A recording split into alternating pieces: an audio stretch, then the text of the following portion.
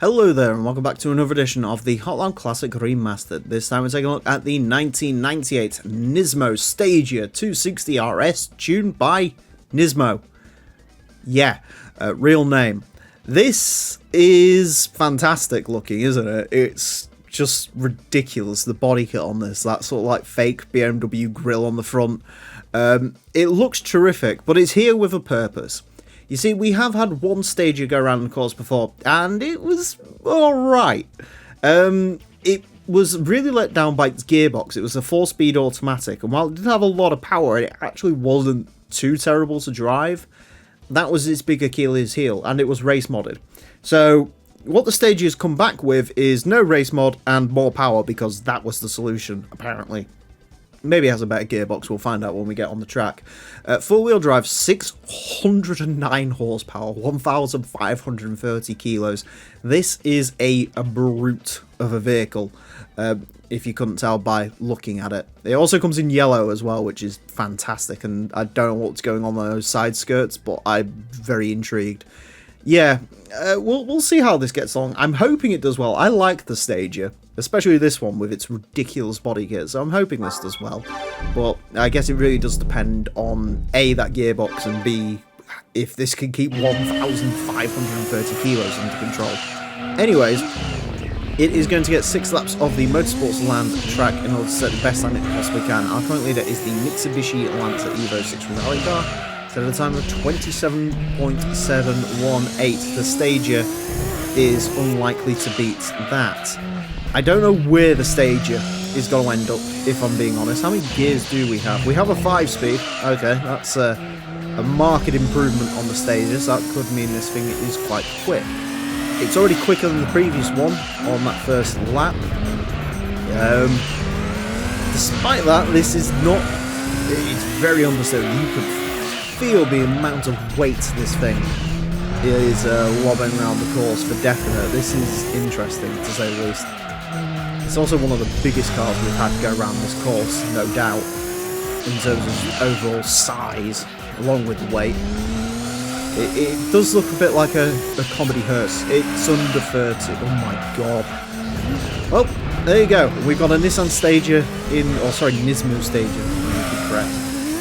Under 30. Okay, so that's interesting. Well, it's very interesting actually, because that means it's only about 0.2 off of catching the Skyline. Can we prove how bad the Skylines truly are by beating it with a sort of non-race modded Stagea? That will be the question we now try to find out. In case you're wondering if you've never really seen the Skylines go around before, the Skylines are... Wow. The Skylines are immensely powerful, but they also make all of their power in one big glob, and because Skyline GTRs send most of their power to the rear wheels, it means they're quite uncontrollable.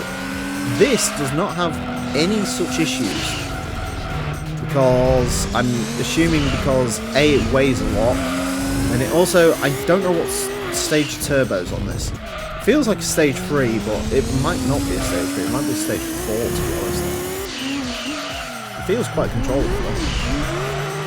I think the only problem is the gears are a little bit long. I'd really want to use first gear for that section, because second gear seems to dip a bit, but I don't know whether I'm going to be able to. Alright, final lap in the mighty Stagea. It's not a nice car to drive, let's get that clear. It is very, well, not good, basically, to drive. Very heavy, very understeery, but it's one of those cars where you just, the more you try and push it, the less you're going to get out of it. 29.894, we will take that though. We will definitely take that to the bank and cash it in, because that is quick. Like I say, unfortunately, it's not quite in Skyline beating territory, although I say that, it has beaten sort of a Skyline. That drift was incredible. Yeah. I'm not sure on that one. That's it could go quicker. It really could. The sector 1 was so good on that other lap, but I don't know. How much quicker would it have gone? I'm not sure. I'm really not sure. I think we are definitely getting towards pushing its limit. I don't think it would have beaten a Skyline. I'll tell you that for free. But anyways, a 29.894 will place this into 47th place. It's beaten a Tommy Kyra R, which is a tuned R33, so we'll definitely take that. Quicker than an Impreza Wagon, quicker than a Legacy Touring, quicker than the HKS Drag GTR, quicker than the Celica GT4 RC, which is very impressive. Yeah, unfortunately it's not quite at the level of the R32s and sort of coming on to the R33s, but that ain't half bad. That really ain't half bad. I think the only thing really close to it on this side of the leaderboard, Mitsubishi Galant, that was 29.598, but that would have weighed a lot less than this does, so I'm not 100% sure if the other Nissan Stagea has race mod. That's a Nismo version. Hopefully it does. Hopefully some more stages have this 5-speed as opposed to that 4-speed, because if they do, they could be very, very quick indeed.